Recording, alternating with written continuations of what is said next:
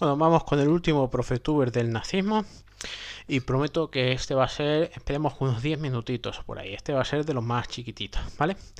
Y es sobre la política exterior de Hitler, es decir, la política desarrollada entre 1933 y 39, previa a la Segunda Guerra Mundial.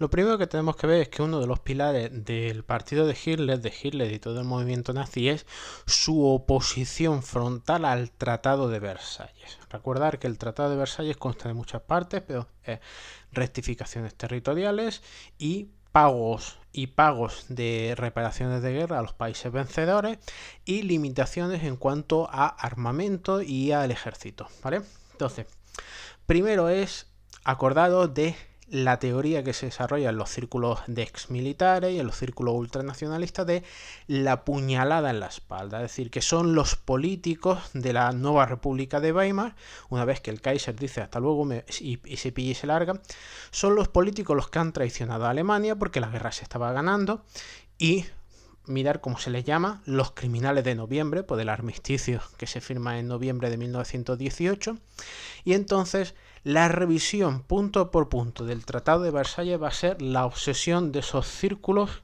de esos círculos ultranacionalistas que se van a ir poco a poco identificando con el partido de Hitler, ¿vale? Entonces, vamos a ver el mapita brevemente, porque con el mapita lo vemos. El primero es que en amarillo tenemos el territorio que pierde Alemania. ¿Sí? Las provincias de Alsacia y Lorena vuelven a Francia, que lo habían sido hasta 1870, y en 1870 se la anexiona a Alemania, y estas zonas en amarillo de la Prusia Oriental, pues se le pasan a Polonia porque se crea Polonia con restos de parte del Imperio Alemán y de parte de lo que había sido antes la Polonia histórica, más territorio en el este arrebatada al Imperio Ruso, ¿vale? Además, acordados que está la zona conocida como... esperaros. Y estas dos ciudades chiquititas, Eupen y Malmedy, se le dan a Bélgica. Luego hay otra que es que el río Rin, la zona que se conoce como Renania, porque por aquí el río Rin, entonces esta zona tiene que estar desmilitarizada, no puede haber ejército alemán, solo puede haber fuerzas de policía para evitar que en el futuro, pues otra vez Alemania invada a los países de su entorno, ¿vale? Bien. Luego también aquí hay dos pequeños territorios que se le entregan a Dinamarca también. Hay una pequeña rectificación aquí en Dinamarca, ¿vale? Luego también veis que aquí que hay una manchita que está en amarillo, pero también sombreada, son minas del Sarre, entregadas a Francia entregadas a Francia en pago por la guerra durante 15 años. ¿Vale? Otra de las características del Tratado de Versalles es que se prohíbe que en el futuro Alemania y Austria puedan juntarse en un mismo país, ¿vale? Bien. Por supuesto, las colonias que tenía en otros lugares del mundo, como en Oceanía y en África, que tenía antes de la Primera Guerra Mundial Alemania, esas las pierde y pasan a manos de los países vencedores de la Primera Guerra Mundial, ¿no? Vale. Aparte de todo eso, ya sabéis, limitaciones del ejército y los pagos de guerra, ¿vale? Entonces, revisar todo el Tratado de Versalles es uno de los puntos centrales de la política exterior de Hitler, ¿vale? Pues todos esos sus mítines de los años 20 lo que giran es en torno a los traidores de noviembre, los criminales de noviembre, la puñalada por la espalda y íbamos ganando la guerra y la hemos perdido por culpa de la nueva República de Weimar. Lo que pasa es que mientras Hitler es un agitador no pasa absolutamente nada. Ahora, el problema ahora va a ser cuando coja el poder, ¿vale? Entonces, la idea de la política exterior, pues eso, para empezar, Tratado de Versalles hay que eliminarlo, ¿vale? Luego, ya sabéis, reconfigurar todo el espacio europeo basándose en el juego de razas, es decir, la raza aria como superior, ¿vale? Luego, formar un grupo muy compacto de nacionalismo alemán, es decir, todos los germanoparlantes tienen que estar bajo un mismo estado, independientemente del país que esté, ¿vale? El militarismo, el rearme, para conseguir darle la vuelta al Tratado de Versalles y tomarse venganza de la Primera Guerra Mundial. Y luego lo que se llama el darwinismo social. Esto es muy básico, es decir, esto es que los más poderosos tienen que gobernar. Los más poderosos deben gobernar sobre los más débiles. Así de sencilla es la cosa. Y eso aplicado a los países, muy sencillo. Los países más poderosos tienen que gobernar a los países más débiles. Punto. Vale, entonces, poco a poco, ya veis que Alemania se va a rearmar, violando el Tratado de Versalles. Pero vamos a ver poquito a poco. Primer paso. Es lo que se llama el plebiscito en el Sarre. El Sarre es esa región con unas minas que Francia se la había quedado. Pero se la había quedado por 15 años. En 1935 tienen que votar. Y entonces este es el primer punto de la política exterior de Hitler. Este pequeño territorio debe devolver a Alemania. Y entonces pues se organiza un referéndum y ya estáis viendo que el 90% de la población del Sarre decide volver a Alemania. Claro, estoy pensando que el plebiscito es en 1935, es decir, Hitler ya tiene el poder desde enero del 33. Este pequeño plebiscito de este pequeño territorio, pero muy rico, es la piedra de toque. Tiene que salir muy bien y tiene que salir un 90% a favor. ¿Para qué? Para darle ánimos al pueblo alemán y exaltar el nacionalismo, porque va a ser la primera piedra sobre la que se va a edificar el siguiente. ¿El siguiente cuál es? Renania. ¿Renania? ¿Pero cómo que Renania? Sí, acordados, Renania es esta zona que tenía que estar desmilitarizada. No podía haber fuerza del ejército alemán. Bien, pues el siguiente paso es que el ejército alemán entre en las ciudades desmilitarizadas. ¿Estáis pensando vosotros que cómo van a entrar? De incógnito, no, plena luz del día, desfilando, nada de grandes armamentos, porque en esa época, en ese momento aún no se había rearmado Alemania, sino con bandas de música, canciones, marchas patrióticas, los puentes que cruzan el río, aquella zona en la que se puede militarizar, esta es la desmilitarizada, y se publica en todo el mundo entero. ¿Cuál es el objetivo? El primero es...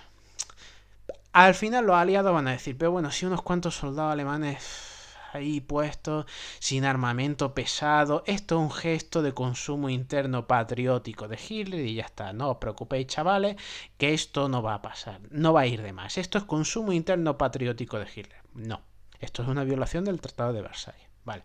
Bien, siguiente punto, pues la Guerra Civil Española. La Guerra Civil Española, pues ¿qué tenemos? Tenemos dos bandos, tenemos el bando que luego se va a organizar en torno al general Franco y luego tenemos el bando de los partidos que permanecen dentro de lo que se llama la República Española. Y cada uno de los dos bandos va a intentar conseguir, pues nada, directamente que les dé material de guerra, que les dé cobertura diplomática, que les dé ayuda económica para continuar durante la lucha. El bando del general Franco pues va a conseguir que los alemanes se impliquen y que los italianos también. Por ejemplo, Mussolini va a desplegar en España hasta 80.000 soldados italianos y los alemanes menos, lo que pasa es que mucho más efectivos porque va a ser sobre todo aviación. ¿Vale? Entonces, después de la guerra, pues se producirá pues, la famosa foto en la que Hitler y Franco se reúnen en Hendaya, en la frontera francesa. ¿Vale? Entonces, siguiente paso, es decir, Hitler ya no es solo para el consumo del pueblo alemán, sino que ya interviene en los asuntos de terceros. Bien, siguiente, una de las cosas que había prohibido el Tratado de Versalles era la unión entre Alemania y Austria. Pues en 1938, después de desestabilizar Austria a través de las SS y las SS austríacas, sobre todo y el partido nazi austriaco, pues consiguen tomar el poder en Austria y se hace un referéndum y por ese referéndum gana, ojito, el referéndum 99,75% de los austriacos vota unirse a Alemania. Muchas veces hemos hablado del peligro de los referéndums para los regímenes autoritarios. Bueno, pues aquí lo estáis viendo, ¿vale? Bueno, y ahora os preguntáis vosotros, bueno, ¿y se anexiona Austria a Alemania? Sí, pero Hitler es austriaco, ¿cómo volverá a casa? Pues os podéis imaginar cómo va a volver a casa. Es decir, que se fue de Viena, que no era nadie, que lo había pasado, vamos, fatal, durmiendo prácticamente en la calle, fracasados todos sus intentos de ganarse la vida como un pintor, despreciado en el mercado del arte, vendiendo acuarelas para ganarse la vida, y va a volver exactamente, se fue en 1914, va a volver en 1938, y ¿cómo creéis que va a volver? ¿Cómo creéis que va a volver? ¿Cómo creéis que va a volver después de haber ganado con un 99,75% de los votos? Ha ganado el referéndum. Pues ¿cómo va a volver? Dándose un baño de masas, paseo por la capital, brazos en alto, esvásticas por todos lados y Hitler y Führer, y ahí lo veis, como, vamos, ni en los mejores conciertos de las estrellas de rock más famosas se dan un baño de masas como el que se dio Hitler ese día en Viena, ¿vale? Nuevamente se viola el Tratado de Versalles. Otra crisis es la crisis de los Sudetes, 1938. ¿Qué son los Sudetes? Hay un país que se llama, de nueva formación, que se llama Checoslovaquia. Pero resulta que esta parte de Chequia, esta parte que tenéis sombreada, ahí viven 3 millones de alemanes. Esos 3 millones de alemanes, pues se va a hacer lo mismo, que es, pues exaltar los movimientos nacionalistas alemanes aquí para pedir la anexión de estos alemanes al nuevo imperio alemán formado por Alemania y Austria. Pero claro, esto no supone que se anexione Checoslovaquia, sino que es quitarle a Checoslovaquia una parte para dársela a Alemania. Y Checoslovaquia está apoyada por Inglaterra y por Francia. Entonces, esto va a ser difícil. Pero Hitler insiste y al final se produce lo que se llama el Acuerdo de Múnich. El Acuerdo de Múnich es que se reúnen Gran Bretaña, Francia, Italia y Alemania. Fijaros que a los checoslovacos no se les invita y entonces se reúnen y al final resulta pues que el primer ministro inglés Neville Chamberlain cede, ¿vale? Cede. ¿Cómo que cede? Este es Neville Chamberlain, que ha pasado esta foto, ahora la explico. ¿Qué es Neville Chamberlain?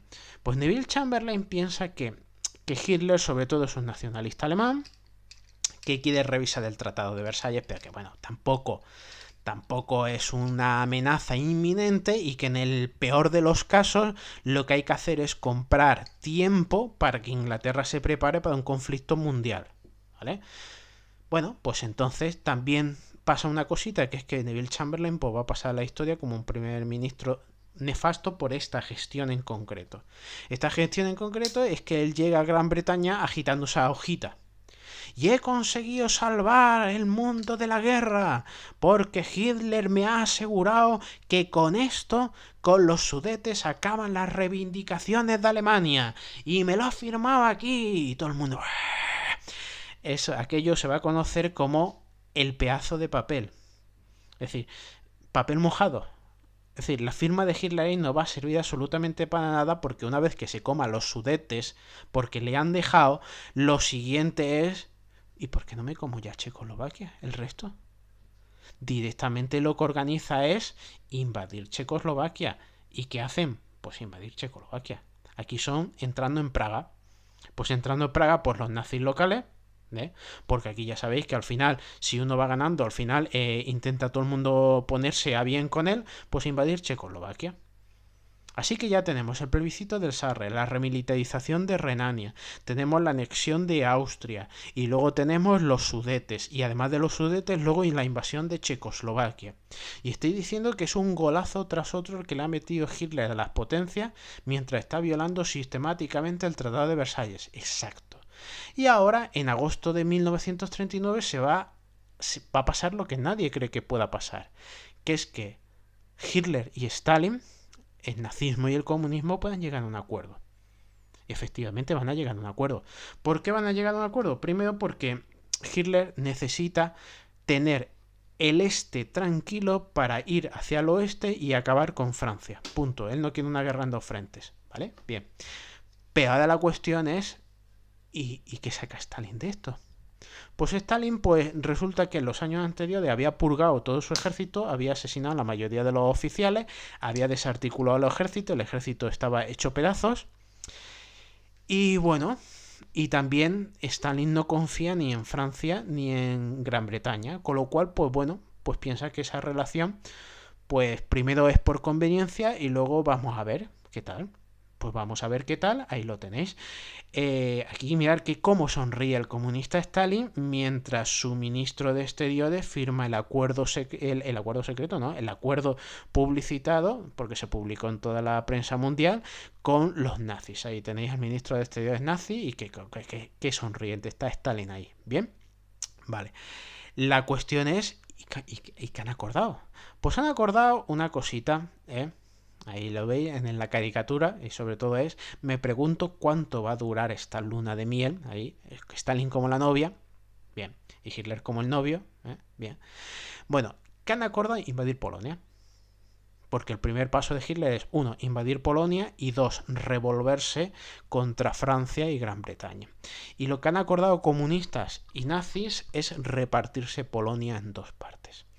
Esta parte para los nazis y esta parte para la Unión Soviética, con lo cual la ambición común de los dos es que Polonia deje de existir. Así que, pues Stalin, entre que 1, ha purgado su ejército y lo ha destrozado, 2, que Hitler es la nueva potencia en Europa y bueno, vamos a ver qué podemos sacar, qué puntos podemos tener en común.